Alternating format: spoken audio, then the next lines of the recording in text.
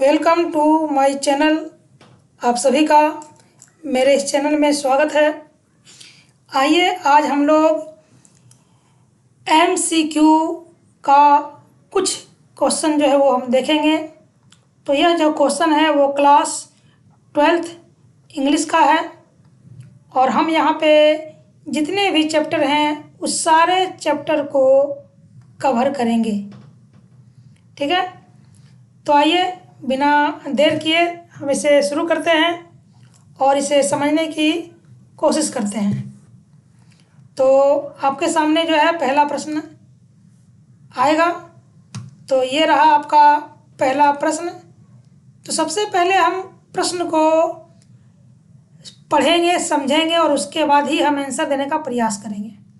तो पहला क्वेश्चन हमारा है कि the last of the great invention was the dash। ठीक है, तो यहाँ पे क्वेश्चन में बोला जा रहा है कि जो सबसे लास्ट यानी जो अंतिम इन्वेंशन था, ठीक है, अंतिम इन्वेंशन था। इन्वेंशन का मतलब हो गया आविष्कार। ठीक है, तो अंतिम आविष्कार जो है वो क्या था? लैंग्वेज बिंग था, आर्ट ऑफ राइटिंग था, आर्ट ऑफ रीडिंग था या नॉन ऑफ दी, इसमें से कुछ भी नहीं था। ठीक है, तो चलिए हम आपको बता देते हैं कि सबसे लास्ट इन्वेंशन यानी कि अंतिम जो आविष्कार था वह था आर्ट ऑफ राइटिंग, यानी राइटिंग का जो आर्ट है, जो कला है, इसका आविष्कार हुआ था अंतिम। पहला जो था वो कृषि का आविष्कार था, दूसरा जो था वो लैंग्वेज बिंग यानी कि भाषा का आविष्कार था और तीसरा जो था वो है आर्ट ऑफ राइटिंग। ठीक है, चलिए हम आगे के प्रश्न की ओर बढ़ते हैं। तो आगे का जो प्रश्न आपका होगा वो ये रहा। तो आगे का जो प्रश्न है वो है Who gave the theory of evolution, यानी evolution का जो थ्योरी है वह किसने दिया? Who का मतलब हो गया किसने। ठीक है, किसने दिया? बर्टन रसेल ने दिया, आर्यभट्ट ने दिया, गांधी जी ने दिया या चार्ल्स डार्विन ने दिया। ठीक है, तो ये द थ्योरी ऑफ इवोल्यूशन का जो थ्योरी जो है वो चार्ल्स डार्विन ने दिया। तो इसका जो राइट आंसर है वो हो जाएगा ऑप्शन नंबर डी। चलिए हम नेक्स्ट क्वेश्चन की ओर बढ़ते हैं। तो नेक्स्ट क्वेश्चन हमारा जो है वह आने वाला है। तो चलिए देखते हैं नेक्स्ट क्वेश्चन है क्या। तो हमारा नेक्स्ट क्वेश्चन है ये, यानी कि क्वेश्चन को पहले पढ़ते हैं। क्वेश्चन में है कि CB lived in a harbour dash, यानी जो सीबी था वह एक बंदरगाह, हार्बर का मतलब हो गया बंदरगाह। तो बंदरगाह टाउन में रहता था, विलेज में रहता था, सिटी में रहता था या फिर कंट्री में रहता था। तो यही आप लोगों को यहाँ पे बताना है। चलिए तो हम आपको बता दें कि जो सीबी नाम का जो लड़का था, यानी वह जो है वह हार्बर यानी एक बंदरगाह शहर में रहता था, यानी कि ये हार्बर टाउन है ना, तो वो टाउन में रहता था। ठीक है, तो आई थिंक आप लोगों को समझ में आ रहा होगा। तो चलिए हम आगे के प्रश्न को लेते हैं और समझते हैं कि आगे के प्रश्न में हमारा जो कौन सा प्रश्न जो है वो शामिल है। ठीक है, चलिए तो क्वेश्चन नंबर हम लेंगे 4। ठीक है, चलिए तो क्वेश्चन नंबर 4 ये आपके सामने है। तो क्वेश्चन नंबर 4 में पूछा जा रहा है कि सीगा नोया, है ना, कौन? सीगा नोया, जो आपके ही लेसन का जो है वह एक लेखक का नाम है, ये सीगा नोया।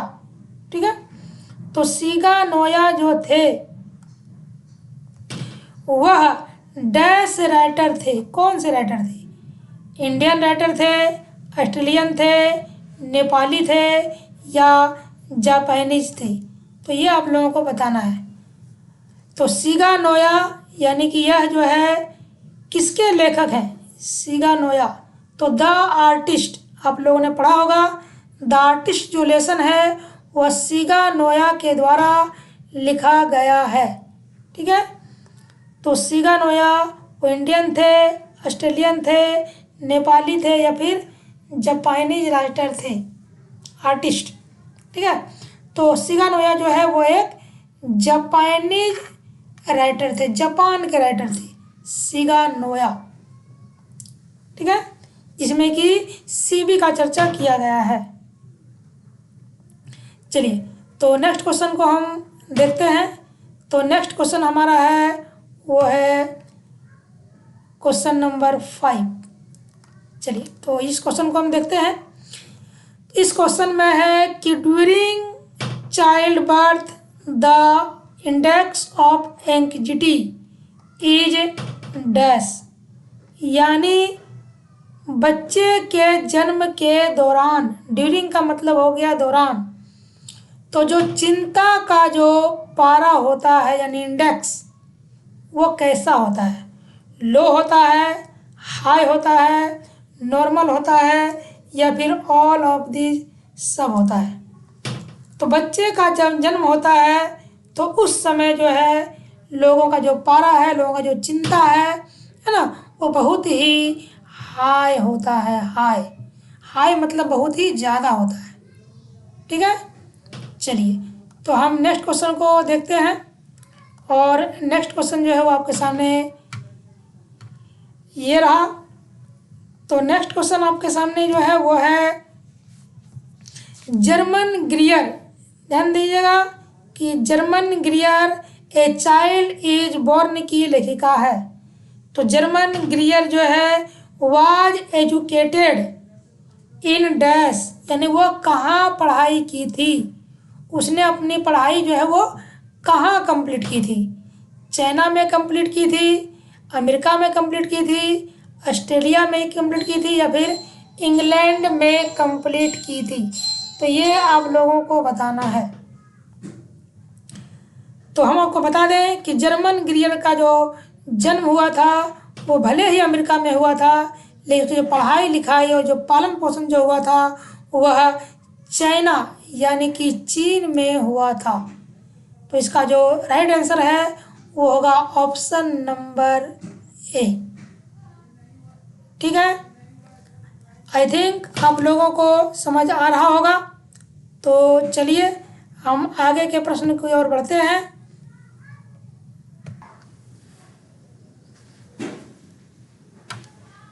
तो नेक्स्ट प्रश्न हमारा है कि the press is under ordinary condition similarly free, है ना। मतलब कहाँ पर, कहाँ का जो प्रेस है, यानी प्रेस का मतलब हो गया मीडिया।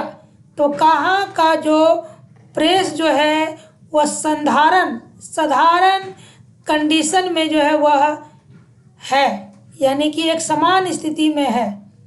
तो कहाँ के प्रेस जो है एकदम साधारण स्थिति में है, मतलब एकदम फ्री है, किसी तरह का जो है रोक टोक नहीं है, वो कहीं भी जा कर के अपना न्यूज़ कवर कर सकता है। चलिए तो हम आपको बता दें कि जो ब्रिटेन का जो प्रेस है वह ऑर्डिनरी कंडीशन में है, यानी एकदम से फ्री। ठीक है।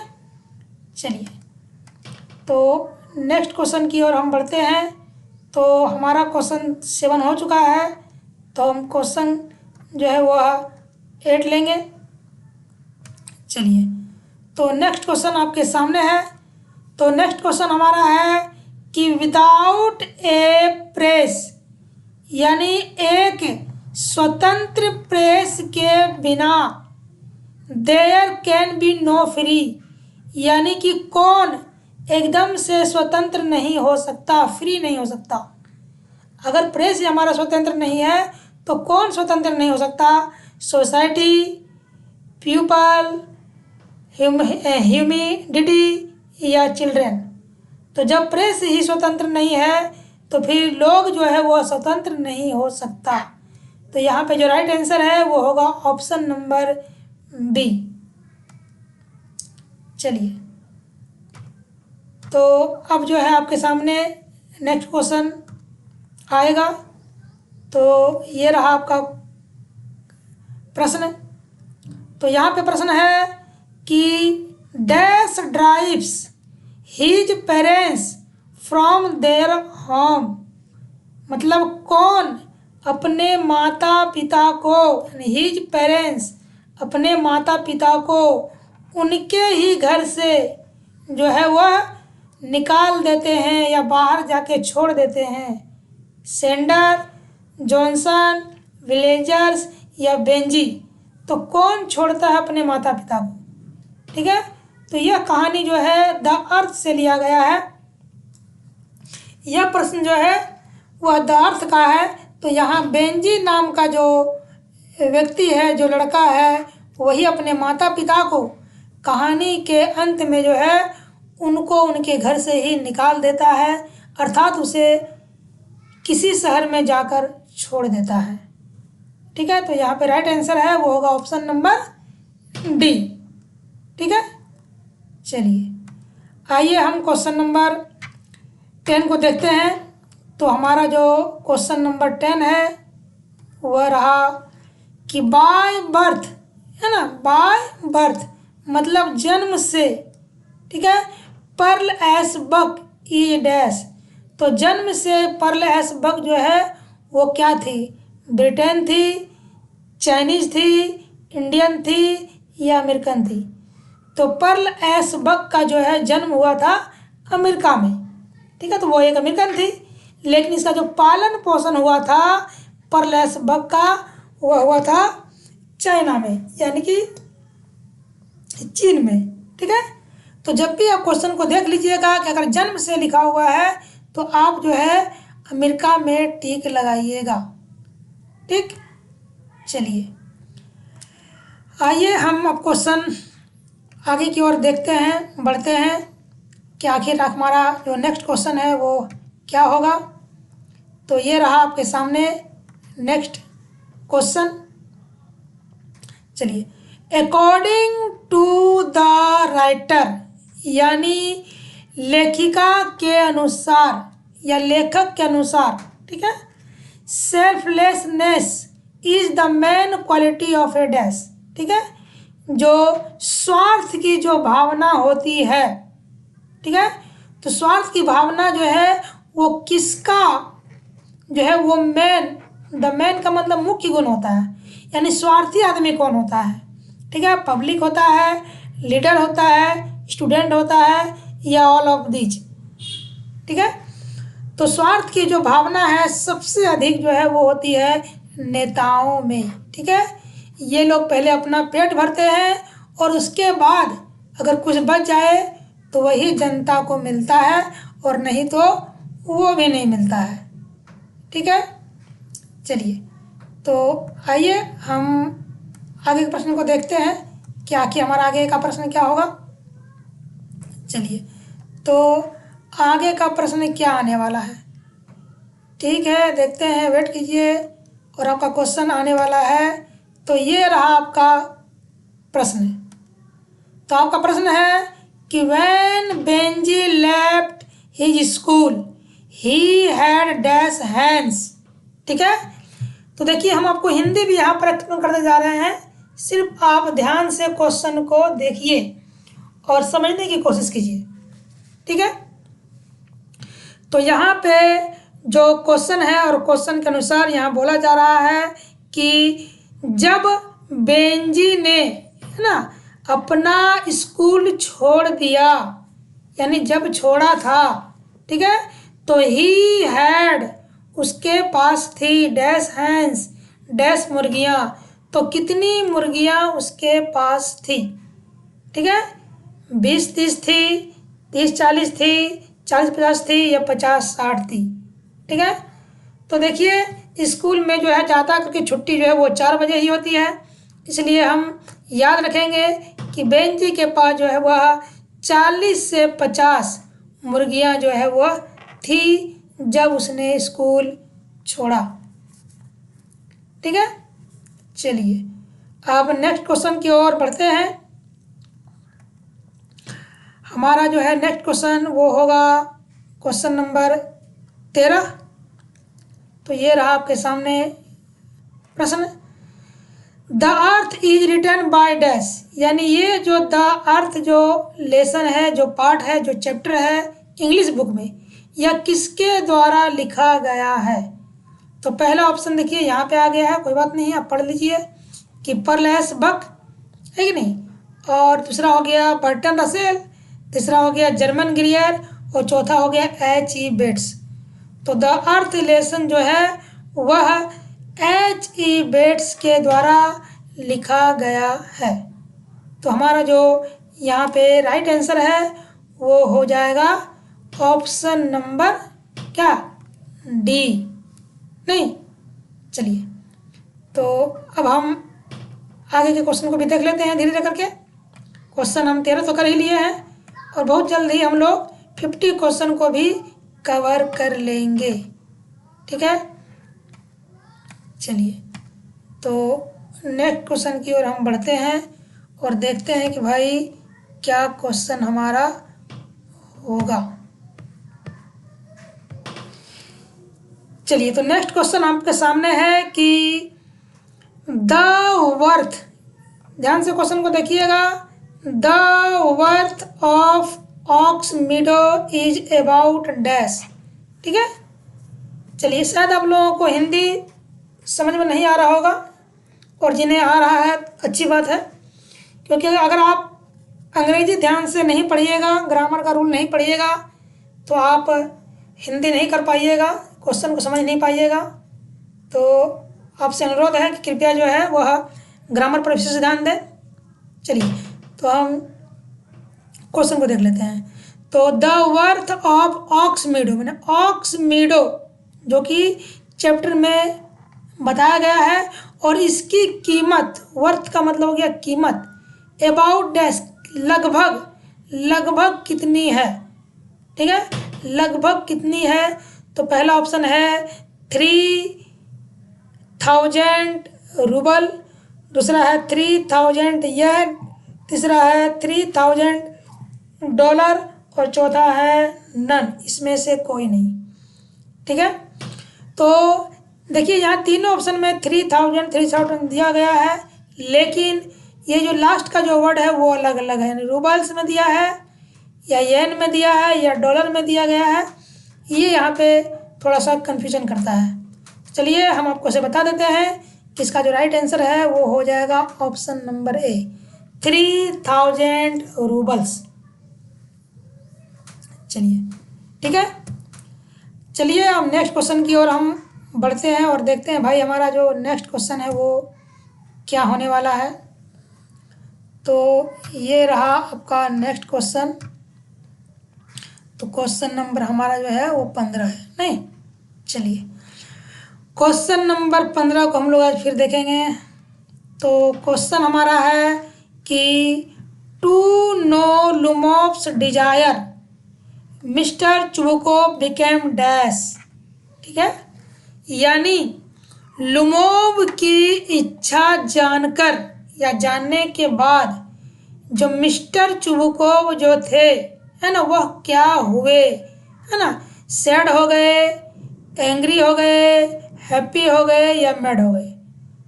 तो आप लोगों को जानकारी के लिए बता दूं कि यह जो प्रश्न है वह मैरिज प्रपोजल का प्रश्न है, जिसमें चुबुकोव, नातालिया और लुमोव का जो है वर्णन किया गया है।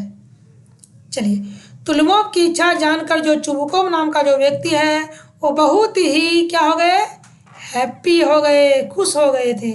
ठीक है, उनकी इच्छा जानकर, उनकी इच्छा क्या थी, तो उनकी इच्छा यह थी कि जो लुमोव नाम का जो व्यक्ति था वह मिस्टर चुबुकोव की पुत्री से यानी कि बेटी से जो है विवाह करना चाहता था और यही प्रस्ताव को सुन करके मिस्टर चुबुकोव जो है वो बहुत ही खुश हुए। ठीक है, चलिए अब आइए क्वेश्चन नंबर 16 की ओर। 16 में है it is a charge against India, है ना, it is charge against India कि that her people are dash. ठीक है, यानी इंडिया के खिलाफ यह आरोप है। चार्ज का मतलब हो गया आरोप। क्या आरोप है कि इसके जो लोग होते हैं, यहाँ के जो लोग होते हैं वो डैश होते हैं, क्या होते हैं, अनसिविलाइज्ड होते हैं, यानी असभ्य आदमी होते हैं, इग्नोरेंट होते हैं या स्टोलिड होते हैं, है ना। इग्नोरेंट का मतलब अज्ञानी और स्टोलिड का मतलब हो गया मूर्ख। ठीक है, चलिए तो यह फर्स्ट लेसन का प्रश्न है, यानी कि इंडियन सिविलाइजेशन एंड कल्चर का।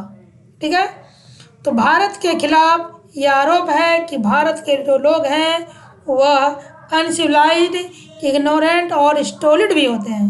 इसलिए इसका जो राइट आंसर है वह हो जाएगा ऑप्शन नंबर डी। ठीक है, चलिए और आप लोगों से अनुरोध होगा कि इस वीडियो को जो है वो शेयर करते जाएं ताकि और स्टूडेंट को इसका लाभ मिल सके। ठीक है, तो दबा के शेयर कीजिए, शेयर करने में कंजूसी नहीं करना है। ठीक है, चलिए तो नेक्स्ट क्वेश्चन को भी देख लेते हैं हम लोग। मॉडर्न सिविलाइजेशन, है ना, is worship of the dash, यानी आधुनिक जो सभ्यता है, ठीक है, वह किसकी पूजा है, यानी किस चीज़ की पूजा करती है। मनी की पूजा करती है, गॉड की पूजा करती है, थिंक की करती है या मटेरियल की करती है। ठीक है, किसकी पूजा करती है। तो आपको बता दें कि आधुनिक सभ्यता जो है वह मटेरियल की पूजा करती है। तो इसमें हमारा ऑप्शन नंबर डी जो है वह राइट आंसर होगा। ठीक, चलिए क्वेश्चन नंबर 18 की ओर बढ़ते हैं। ये रहा आपके सामने question.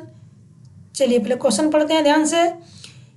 Mahatma Gandhi wrote many articles for dash, यानी महात्मा गांधी जो है वह कई आर्टिकल लिखे थे, है ना। तो किसके लिए लिखे थे, ओल्ड इंडिया के लिए, यंग इंडिया के लिए, लव इंडिया के लिए या नॉन ऑफ दीज, इनमें से कोई नहीं। ठीक है, किसके लिए वह लिखे थे। चलिए तो गांधी जी ने जो कई आर्टिकल जो लिखे थे वह लिखे थे यंग इंडिया के लिए। ठीक है, तो यहाँ पे जो राइट आंसर है वो होगा ऑप्शन नंबर बी। ठीक है, चलिए तो अब हमारा जो क्वेश्चन वो नेक्स्ट होगा 19 नंबर क्वेश्चन। नहीं, चलिए ये क्वेश्चन नंबर हम आते हैं 19 पे। चलिए क्वेश्चन को हम पहले पढ़ेंगे, है ना, और उसके बाद फिर इसका आंसर देने का प्रयास करेंगे। चलिए तो नेक्स्ट हमारा जो क्वेश्चन है वह है डॉक्टर जाकिर हुसैन, है ना, doctor Zakir Hussain dad in dash in his office, यानी डॉक्टर जाकिर जो हुसैन जो थे वो अपने ही कार्यालय में, ठीक है, उनकी मृत्यु जो हुई वह कब हुई थी। 1960 में हुई थी, 1963 में हुई थी, 1963 में 1966 में हुई या 1969 में हुई थी। ठीक है, तो डॉक्टर जाकिर हुसैन की जो मृत्यु है वह 3 मई 1969 यानी कि 1969 में हुई थी। ठीक है, तो वह जो है ऑफिस में ही उनकी मृत्यु हुई थी, यानी कि वह काम कर रहे थे और काम करने के दौरान ही उनकी मृत्यु हो गई। ठीक है, चलिए तो क्वेश्चन नंबर जो है वो हम देखेंगे 20। तो ये रहा क्वेश्चन नंबर 20 आपके सामने। तो dash the prime instrument of the national building. ठीक है, dash the prime instrument of national building यानी राष्ट्रीय भवन का जो प्राइम इंस्ट्रूमेंट है यानी प्राथमिक उपकरण, अगर हमें राष्ट्र को बनाना हो तो उसके लिए क्या जरूरी है, प्राथमिक चीज़ क्या है, हमारी प्राथमिकता क्या होनी चाहिए। तो एजुकेशन होनी चाहिए, है ना, एग्रीकल्चर होनी चाहिए यानी कृषि, फॉरेन हेल्प या ऑल ऑफ दिस, है ना, इसमें से क्या होनी चाहिए। तो नेशनल बिल्डिंग के लिए हमारे जो प्राथमिक उपकरण है, जो प्राथमिक जो चीज़ें होनी चाहिए वो होना चाहिए एजुकेशन, यानी education is the prime instrument of national building. ठीक है, हाँ चलिए तो नेक्स्ट क्वेश्चन देखते हैं। क्वेश्चन नंबर 21 यानी कि 21। तो क्वेश्चन है द पास्ट इज डेड,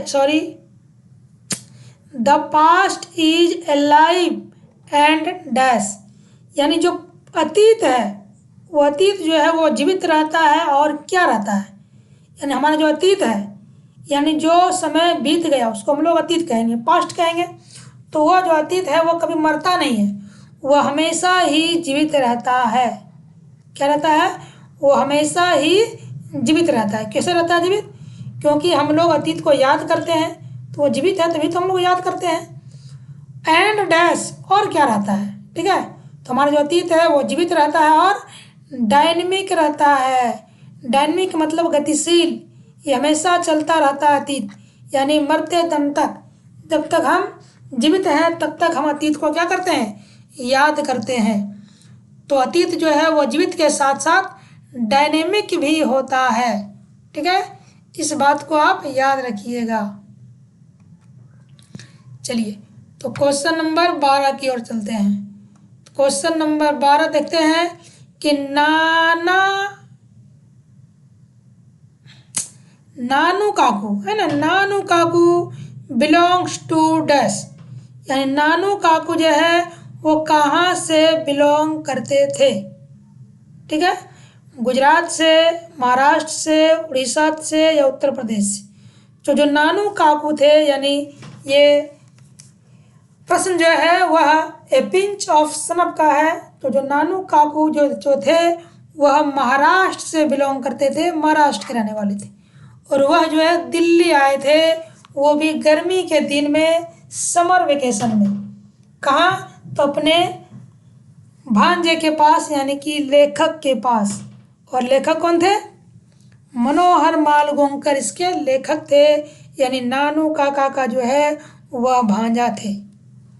चलिए तो हम यहाँ बताते हैं कि नानू काका जो है वह महाराष्ट्र के रहने वाले थे। कहाँ रहने वाले थे, महाराष्ट्र के। चलिए तो अब हम देखते हैं क्वेश्चन नंबर 23 देखेंगे। चलिए तो 23 क्वेश्चन के लिए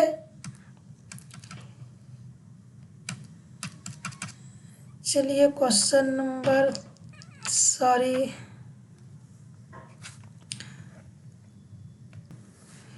क्वेश्चन नंबर 23। चलिए 23 में क्या है तो पहले पढ़ते हैं क्वेश्चन को। क्वेश्चन हमारा है कि what was the nick name of Ratiram, यानी रतिराम का जो निक नेम है वह क्या था। निक नेम क्या था, निक नेम का मतलब क्या हो गया, पुकारू नाम, यानी पुकारा जाने वाला नाम। ठीक है, तो हम लोगों में से अधिकतर जो व्यक्ति का जो नाम है वो 2 या 2 से अधिक होता है ना। एक नाम तो स्कूल के लिए होता है और दूसरा नाम जो है घर में ही किसी भी नाम से जो है लोग पुकार देते हैं प्यार से। तो वैसे ही रतिराम का भी एक पुकारू नाम था, वो क्या था, राजू था, रति था, रामलाल था या फिर चेप था, है ना। तो क्या था इसमें, चलिए तो हमको बता दें कि रतिराम का जो निक नेम था वह था चेप। चेप उनका नाम था, क्या जी, निक नेम। ठीक, चलिए 23 के बाद हम आते हैं 24 में। तो 24 में ये रहा आपका प्रश्न कि when was I have a dream speech delivered, है ना। तो यह जो है भाषण कब दिया गया था।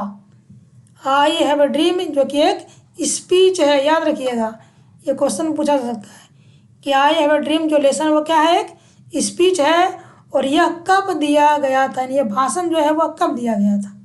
1960 में दिया गया था, 1961 में दिया गया था, 1962 में दिया गया था, या 1963 में दिया गया था।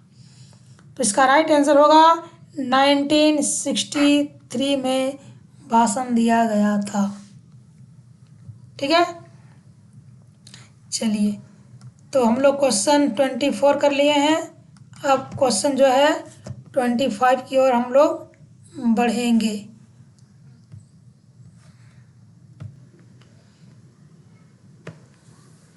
तो क्वेश्चन नंबर 25 है, dash is a desert state of America, यानी अमेरिका का जो डिजर्ट स्टेट है, यानी अमेरिका का जो मरुस्थलीय राज्य है वो कौन है।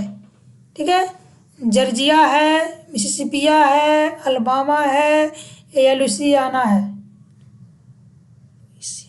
ठीक है, तो यहाँ पे जो होगा अमेरिका का जो डिजर्ट स्टेट है वह है मिसिसिपिया, है ना, मिसिसिपी, वही है।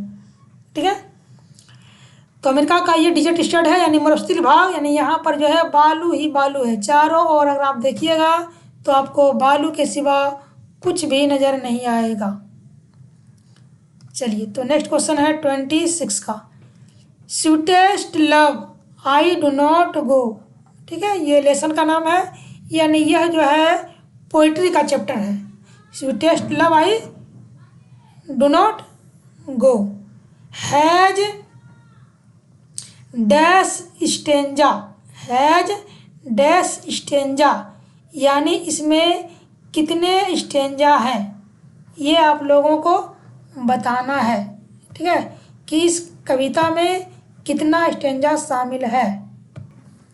चलिए, तो पहला ऑप्शन है हमारा 4, दूसरा ऑप्शन है तुम्हारा हमारा 4 के बाद 6, उसके बाद हो गया 10, उसके बाद हो गया 12। तो कितना स्टेंजा है, तो sweetest love I do not गो में अगर आप देखिएगा तो उसमें आपको जो है वह 6 स्टेंजा नज़र आएगा। कितना स्टेंजा, 6। ठीक है, कभी आप अगर भूल जाइएगा तो इसको याद करने का ट्रिक बताते हैं कि यहाँ पर जो पोयम का नाम लिखा गया है sweetest love I do not गो, इसमें भी आपको 6 वर्ड नज़र आएगा।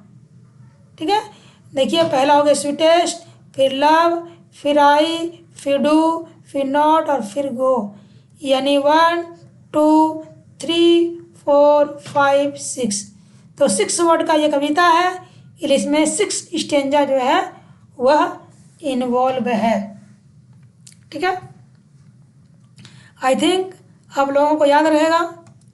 चलिए, हम आगे के प्रश्न की ओर बढ़ते हैं, और हमारा जो नेक्स्ट प्रश्न है वो होगा 27 का।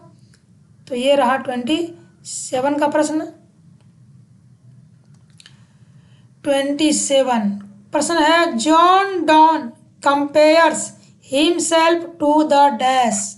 ठीक है, तो जो जॉन डॉन है, यानी John Donne sweetest love I do not go का ही यह पोइट नेम है, यानी कवि का नाम है, और यह कंपेयर करते हैं, यानी तुलना करते हैं, किसको, हिमसेल्फ, खुद को, यानी खुद की तुलना करते हैं, कंपेयर करते हैं, टू द डैश, किससे कंपेयर करते हैं ये आपको बताना है। ठीक है, अर्थ से करते हैं, मून से करते हैं, सन से करते हैं, या फिर स्काई से करते हैं। ठीक है, तो जो जॉन डॉन है वो अपना कंपेयर जो है वो करते हैं मून से। ठीक है, याद रखिएगा कि मून से जो है वह कंपेयर करते हैं खुद को। वह कहते हैं कि जो सूर्य है उसके पास ना कोई इच्छा है ना कोई आशा है, फिर भी वह लौट के आ जाता है हर दिन, और उसी प्रकार से मैं भी लौट आऊँगा।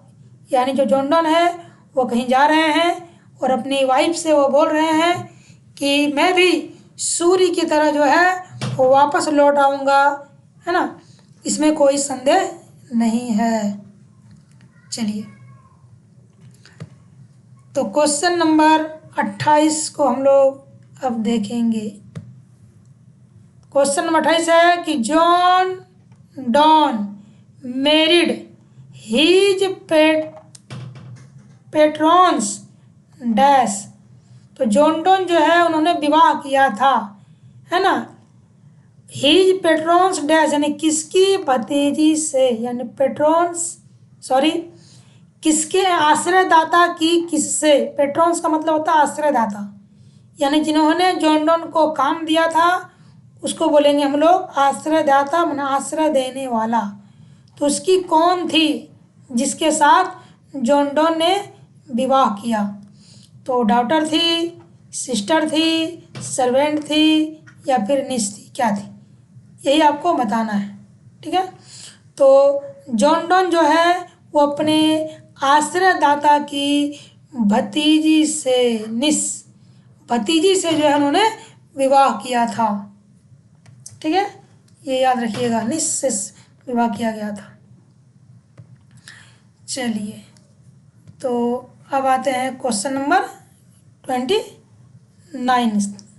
ठीक है, चलिए तो 29 को देखेंगे हम लोग।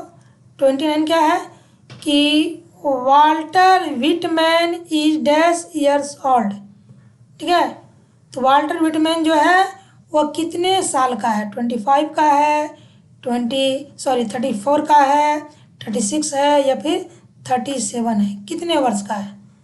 तो बता दें कि वाल्ट विटमैन जो है, जो कवि का नाम है, वह 37 यानी 37 वर्ष के हैं वो। ठीक है, ये लेसन में मेंशन किया गया है, तो आप लेसन पढ़ेंगे तो आप समझ जाइएगा कि भाई 37 उनकी उम्र थी। चलिए अब आए हम 30 पे। 30 पे देखते हैं कि 30 का क्वेश्चन क्या हमारा है। तो song of myself is dash poem, ये किस तरह का पोयम है। Song of myself a sonnet है, एन एपिक है, ए लिरिक है या नॉल ऑफ दीज। तो आपको बता दें कि आपके बुक का जो 3 जो पोयम है, फर्स्ट वाला वह एक लिरिक है। ठीक है, क्या है, लिरिक, जिसमें कि आपका आ जाता है sweetest love I do not गो, है ना, सॉन्ग ऑफ माई सेल्फ, और एक और है वो भी आता है। ठीक है, तो यह जो पोयम है वो क्या है, एक लिरिक है। लिरिक, ये लिरिक है ना, सोनेट नहीं है। सोनेट में क्या है, सोनेट जो है सिर्फ आपका एक ही लेसन है, यानी कि सोल्जर, द सोल्जर नामक जो कविता है वो एक सोनेट था। ठीक है, जिसमें कि 14 लाइन जो है वो मेंशन किया गया है। चलिए अभी हम ये प्रश्न को देख लेते हैं, तो फिर बाद में आपको ये भी बताएंगे। तो आपको हम बताएं कि ये जो पोयम है यानी कि सॉन्ग ऑफ माई सेल्फ, यह क्या है, एक लिरिक है। लिरिक का मतलब क्या होता है, लिरिक का मतलब होता है गए, है ना। अब गए का मतलब क्या होता है, गए का मतलब होता है गाने वाला, यानी जिसको गाया जा सके। ठीक है, उसको हम लोग गए कहते हैं। चलिए आइए अब क्वेश्चन आगे भी देख लेते हैं। क्वेश्चन है 31 का हमारा कि I dash my self and Singh my self, है ना, सिंग माई सेल्फ। आई क्या होगा, सेलिब्रेट माई सेल्फ होगा, डांस होगा, लव होगा या फिर रिंग होगा, ये आपको बताना है। ठीक है, तो यहाँ पे क्या है कि जो कवि हैं वह स्वयं ही गाते हैं और स्वयं ही क्या करते हैं, वह सेलिब्रेट करते हैं, उत्सव मनाते हैं खुद ही। वह किसी को बुलाते नहीं हैं, खुद ही सेलिब्रेट करते हैं और खुद ही गाना जो है वो गा लेते हैं। तो यहाँ पर होगा आंसर ए नंबर। ठीक है, चलिए तो नेक्स्ट पर्सन होगा, कितना होगा हमारा, 31 तो हो चुका है, तो 32 की ओर बढ़ेंगे। ये रहा 32 क्वेश्चन। क्वेश्चन हमारा है the leaves are falling dash. तो ये जो लिखा गया है यहाँ पे सेंटेंस, ये आपका पोयम का ही नाम है। पोयम का क्या नाम था, the leaves are falling fast, यानी पत्तियाँ तेजी से झड़ रही है। हमारे लेसन का नाम क्या था कि now the leaves are falling fast, अब पत्तियाँ तेजी से झड़ रही है। तो ये हमारा फास्ट यहाँ पर भर देंगे। चलिए 32 तो हो गया, ये इजी था। अब आइए 33 में। WH Auden on the test prize, है ना। तो कौन सा प्राइज वह जीते थे? नोबल, पुलित्जर, नेशनल या नॉन ऑफ दीज। तो WH ऑर्डेन जो थे वह पुलित्जर, है ना, पुलित्जर प्राइज जो है उन्हें मिला था, वो जीते थे। ठीक है, याद रखिएगा। चलिए क्वेश्चन नंबर 34 देखते हैं। 34 भी हमारा है। Each stanza of ode to autumn consist dash line, यानी ऑड टू ऑटम जो हमारा लेसन है, ठीक है, इसके प्रत्येक स्टेंजा में, है ना, कितना लाइंस, है ना, शामिल है? 9, 10, 11 या 12। ठीक है, तो आपको बता दें कि ऑड टू ऑटम के प्रत्येक स्टेंजा में, जितने भी उसमें स्टेंजा दिया गया है, प्रत्येक स्टेंजा में जो है वह 12 जो है वो लाइंस कंसिस्ट है। ठीक, चलिए 35 जाते हैं। Dash was a great lover poet of nature. ठीक है, ग्रेट लवर, महान प्रेमी कवि, ऑफ नेचर, नेचर मतलब प्रकृति का। तो प्रकृति का एक महान जो प्रेमी कवि कौन थे, यानी जो उससे नेचर से प्रेम था, प्रकृति से प्रेम था, वो कौन थे? ठीक है, चलिए तो वो जो थे वो जॉन किट्स थे, जॉन डॉन थे, कमला दास थे, या फिर KKN दारूवाला। तो यहाँ पे राइट आंसर होगा, वो होगा जॉन किट्स, है ना। ये थे प्रकृति के प्रेमी थे, क्योंकि इन्होंने जो कविता लिखी थी उसका क्या नाम था? ऑड टू ऑटम, है ना। ऑड टू ऑटम इन्हीं के द्वारा लिखी गई कविता है। चलिए 35 तो हम लोग कर लिए हैं। अब हम लोग 36 की ओर बढ़ेंगे।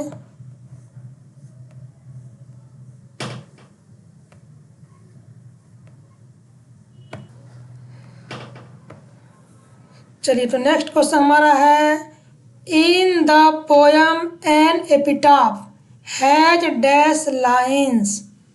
ठीक है, यानी एन एपिटाफ, ठीक है, एन एपिटाफ में, एन एपिटाफ जो कविता है उसमें कितने लाइन हैं ये बताना है।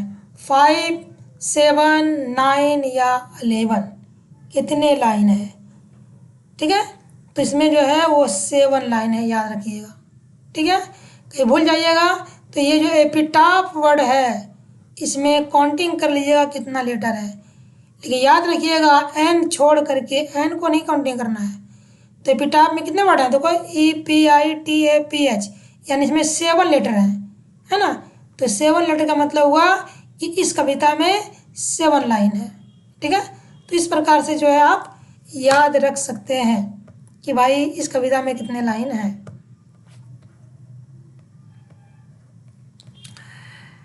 चलिए 36 के बाद चलेंगे 37 पे। तो ये रहा 37। In the poem an epitaph, यानी एन एपिटाफ में, है ना, एन एपिटाफ जो कि एक कविता है, तो एन एपिटाफ कविता में द ब्यूटीफुल लेडी, जो एक सुंदर महिला का वर्णन किया गया है, वह किस कंट्री से बिलोंग करती है, किस कंट्री की रहने वाली थी। ठीक है, तो एन एपिटाफ नामक कविता में जो ब्यूटीफुल लेडी का जिक्र किया गया है, मेंशन किया गया है, वह थी वेस्ट की रहने वाली, वेस्ट कंट्री, यानी पश्चिमी देशों की जो है ये रहने वाली थी। ठीक है, चलिए आई थिंक आप लोगों को समझ में आ रही होगी। चलिए हम अब नेक्स्ट क्वेश्चन की ओर बढ़ते हैं। तो ये रहा नेक्स्ट क्वेश्चन।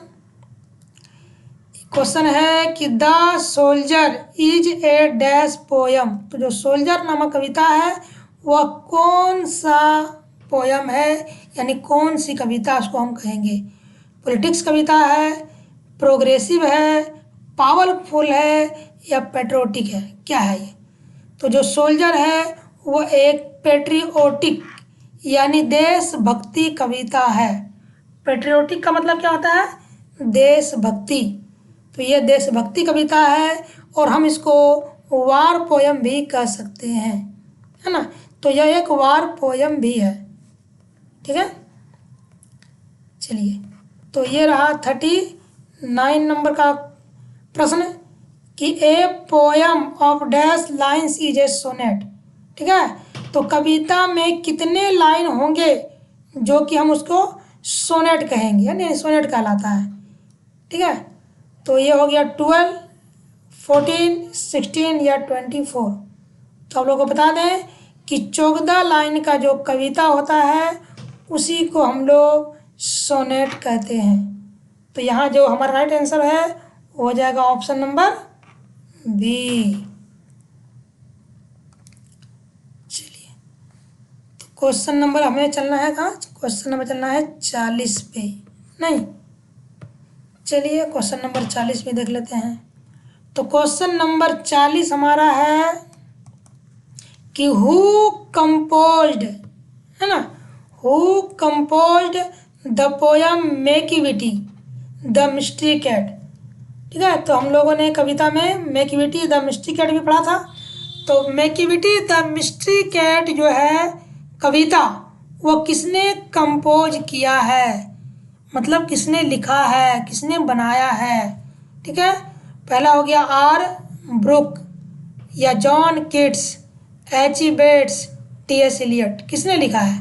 तो मेकिविटी द मिस्ट्री कैट या टी एस इलियट के द्वारा लिखा गया है, ठीक है। तो ऑप्शन नंबर डी हमारा राइट आंसर होगा। चलिए अब आते हैं क्वेश्चन नंबर 41 यानी कि 41 की ओर। टावर ऑफ साइलेंस, है ना, वाज डैश मील्स अवे। तो टावर ऑफ साइलेंस कितने मील दूर था, 2000, 200, 1000, 800, ठीक है। तो टावर ऑफ साइलेंस जो कविता में मेंशन किया गया है, ठीक है। तो टावर ऑफ साइलेंस जो है यह 1000 यानी कि 1000 मील दूर था। याद रखिएगा 1000 1000, 2000 में नहीं था, ना ही 200 है, ना ही 800 है, 1000 1000, ठीक है। याद रखिएगा कि टावर ऑफ साइलेंस जो है वो कविता में बताया गया है कि वह दूर था, ठीक है। चलिए, तो क्वेश्चन नंबर 42 की ओर बढ़ते हैं, नहीं। चलिए, how many times does the poet swear in the poem fire him, ठीक है। यानी फायर हिम कविता में, किस कविता में, फायर हिम कविता में हाउ मैनी टाइम्स, है ना, हाउ मैनी टाइम्स यानी कितनी बार, है ना, कितनी बार जो है वह जो कवि है वह क्या करते हैं, स्वेर कसम खाते हैं, कितनी बार कसम खाए हैं, ठीक है। तो फायर हिम कविता में जो कवि हैं वह 2 बार कसम खाए हैं कि वह आग को पाप करने से बचाएंगे, है ना। पहली बार जब उनका हाथ जल जाता है और दूसरी बार जब वह अपने पुत्र को आग के हवाले करता है उस समय, ठीक है। तो आप जब कविता को समझिएगा तो आपको पूरा कहानी पता चल जाएगा कि भाई कहानी में क्या क्या बताया गया है। चलिए, हम फिलहाल जो है वो आगे के प्रश्न को ले लेते हैं, यानी कि 43 के प्रश्न को ले लेते हैं। चलिए, तो 43 हमारा क्या है कि Zoroastrian in the poem fire him, यानी फायर हिम में जो जोरोस्ट्रियन वर्ड है यह किसके बदले आया है, किस शब्द के बदले में, है ना। कविता में जोरोस्ट्रियन वर्ड का इस्तेमाल किया गया है। हिंदू के बदले, मुस्लिम के बदले, पारसी के बदले या क्रिश्चियन के बदले। ठीक है, तो आपको बता दें कि फायर हिम कविता में जोरोस्ट्रियन वर्ड जो है वह पारसी के लिए इस्तेमाल किया गया है ना। पारसी को हम लोग जोरोस्ट्रियन भी कहते हैं। चलिए, तो 44 में हम लोग आप पहुँचे हैं। Macavity's dash are not found in any file. तो मैकेविटी जो एक बिल्ली है, उसका क्या चीज़ है ना, एनी फाइल, किसी भी फाइल में नहीं पाया गया या नहीं पाया जाता है। फुटप्रिंट, फिंगरप्रिंट, बॉडी प्रिंट या नन, इसमें से कोई नहीं। ठीक है, तो यहाँ आप लोगों को क्या करना है, बताना है। ठीक है, तो मैकेविटी जो है, इसका जो फुटप्रिंट जो है वो किसी भी फाइल में नहीं पाया गया। तो यहाँ पर फुटप्रिंट जो है हमारा राइट आंसर होगा। ठीक है, चलिए, तो क्वेश्चन जो है वो नेक्स्ट भी ले लेते हैं। 45 यानी कि 45 नंबर क्वेश्चन। तो Macavity is the dash of Scotland, यानी स्कॉटलैंड किसको कहा जाता है, यह अमेरिका की पुलिस को स्कॉटलैंड कहते हैं। और इसके लिए मैकेविटी क्या है, बफलमेंट है, सप्लीमेंट है, इंटरटेनमेंट है या नॉन ऑफ दीज। तो स्कॉटलैंड यार्ड के लिए जो मैकेविटी है, यानी जो एक रहस्यमय बिल्ली है, वो एक तरह का पहेली बन चुका है। यानी इसको पकड़ना जो है वह मुश्किल हो चुका है, क्योंकि जब भी पुलिस वहाँ पहुँचती है, Macavity is not there, Macavity वहाँ रहती ही नहीं है, बल्कि वह लोगों को मार करके फरार हो जाती है। नहीं, चलिए, क्वेश्चन नंबर 46।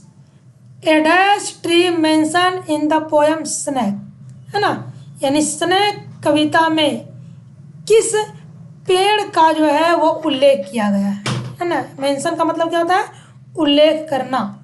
ठीक है, किस पेड़ का, बनियान, कोकोनट, पीपल, है ना, कारो, है ना, शुरू किया गया। तो यहाँ पर आंसर होगा हमारा ऑप्शन नंबर डी। ठीक है, इसी का जो है मेंशन किया गया है।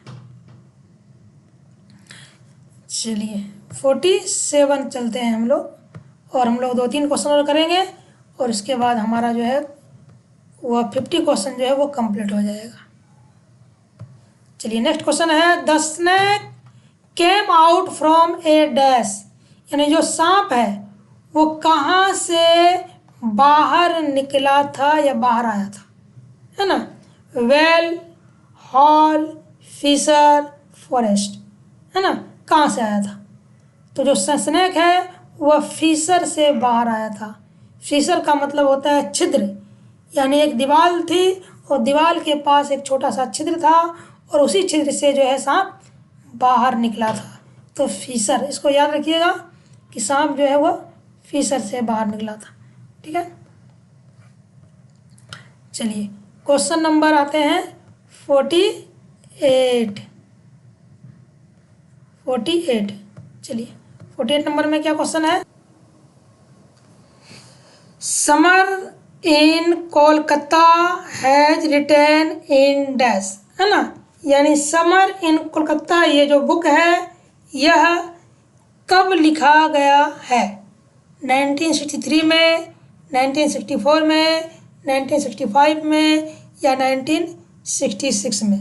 तो ये भी क्वेश्चन जो है बहुत इम्पोर्टेंट है, एग्जाम में पूछा गया है पहले भी। तो यह जो है समर इन कोलकाता ये 1965 में लिखा गया था या फिर पब्लिश हुआ था। ठीक है, ऐसा ही बोल सकते हैं। ठीक है, तो याद रखिएगा।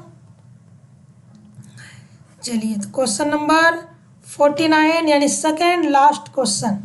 ठीक है, आज हम लोग 50 करेंगे, और आने वाले वीडियो में फिर हम लोग 50 या फिर 100 क्वेश्चन को कवर करेंगे। चलिए, तो प्रश्न है, कमला दास इज ए डैश पोइटेस, यानी कवित्री। कमला दास कवित्री है, इंडियन कवित्री है, ऑस्ट्रेलियन है, अमेरिकन है या जापानीज है। तो देखिए आपको नाम से ही मालूम पड़ जाएगा कमला दास, तो यह है एक इंडियन पोइटेस यानी कवित्री। ठीक है, ये तो आप लोगों को याद रहा होगा। चलिए अब लास्ट क्वेश्चन को हम लिख लेते हैं कि भाई लास्ट क्वेश्चन हमारा क्या कह रहा है। तो हु हैज कंपोज्ड, है ना, किसने कंपोज किया है द पोयम स्नेक। स्नेक नामक पोयम जो है वह किसने कंपोज किया है, किसने लिखा है? Walter de la Mare, D.H. Lawrence, John Keats या नन। तो आपको बता दें कि स्नेक नामक जो कविता है वह D.H. लॉरेंस के द्वारा लिखा गया है। ठीक है, चलिए आई थिंक आप लोगों को 50 क्वेश्चन समझ में आ गया होगा। यदि आपको वीडियो अच्छा लगे तो इस वीडियो को अवश्य शेयर करें ताकि और विद्यार्थी जो है इस वीडियो को देखें और अपना परीक्षा में अच्छा अंक प्राप्त करें। चलिए आने वाले वीडियो जो है वह कल आएगा, ठीक है, जिसमें से हम 50 या फिर 100 क्वेश्चन को कवर करेंगे। चलिए आज के लिए इतना ही, धन्यवाद।